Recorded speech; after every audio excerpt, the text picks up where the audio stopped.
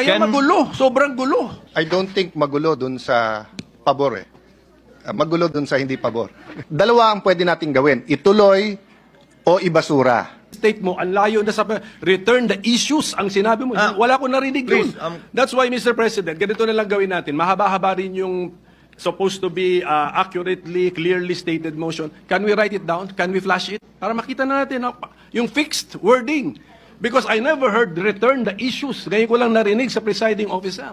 Kaya magulo, sobrang gulo, Mr. President. Can we have the Honorable Cayetano restate the motion? Do you want it printed, Coco? Mr. President, I don't think magulo dun sa pabor eh. Magulo dun sa hindi pabor. Because I restated it already, Mr. President.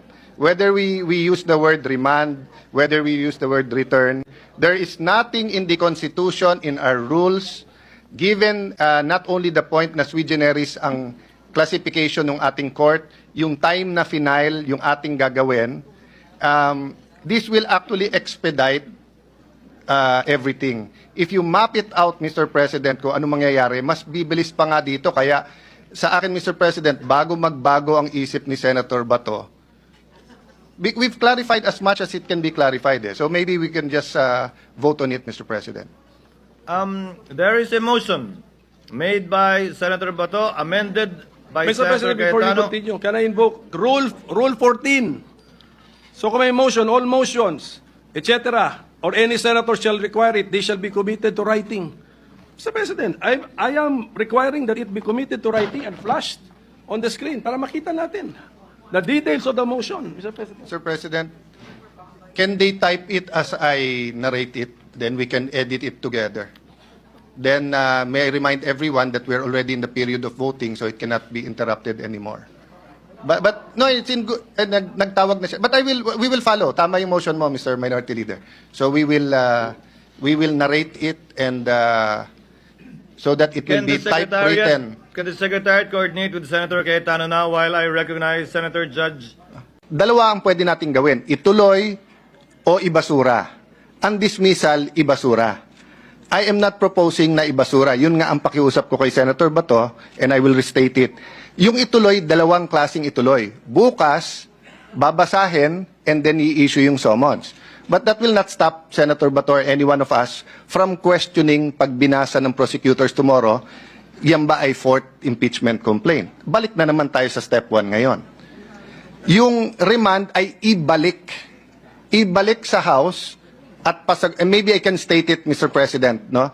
So ang aking pong amendment ay ibalik sa House at ipa-certify sa House na number 1, including the circumstances na hindi nila violate yung Constitution in entertaining more than one impeachment complaint in 1 year. Number 2, na interesado silang ituloy ang impeachment complaint. At pangatlo, yung tatlo yun, di ba? Yung pangatlo, Mr. President, is really the judges nung 20th eh. Kung anong gusto nilang gawin. So nasa atin yon, hindi sa House, no? Ang problema, Mr. President, hindi ang 19th Congress ang sasagot nito, yung 20th Congress. Kasi kahit sumagot bukas na gusto nilang tumuloy at i-certify nila, paano kung yung 20th Congress ibalik naman? So I'm open to an amendment to my amendment. I'm just saying I think there is wisdom now in not dismissing it. And there's nothing lost na ibalik ito sa Kongreso at ayusin nila yung isasubmit sa atin. I-reiterate ko yung sinabi ko po kahapon o nung isang araw. Hindi nating kasalanan na last day of session, February 5. Marami po tayong kasalanan, hindi tayo naguhugas kamay. Pero hindi natin kasalanan na last day final, na yung pang-apat ang final, at nag-eleksyon habang final. So that is why there is wisdom in remanding it rather than dismissing it or rather than ituloy natin bukas as if walang nangyari. Just a last point.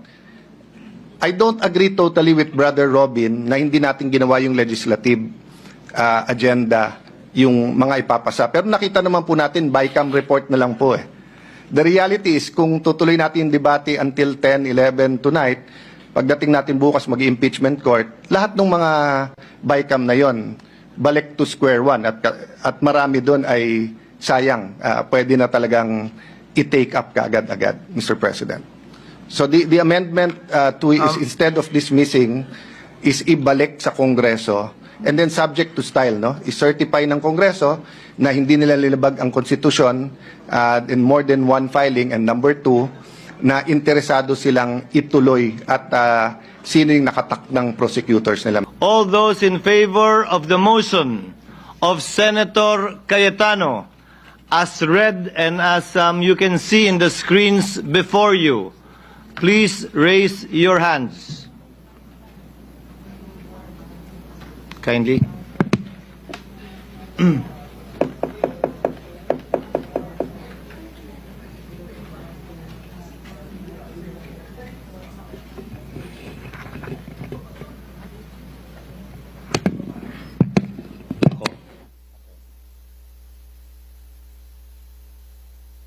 All those against the motion of Senator Judge Cayetano, please raise your hand.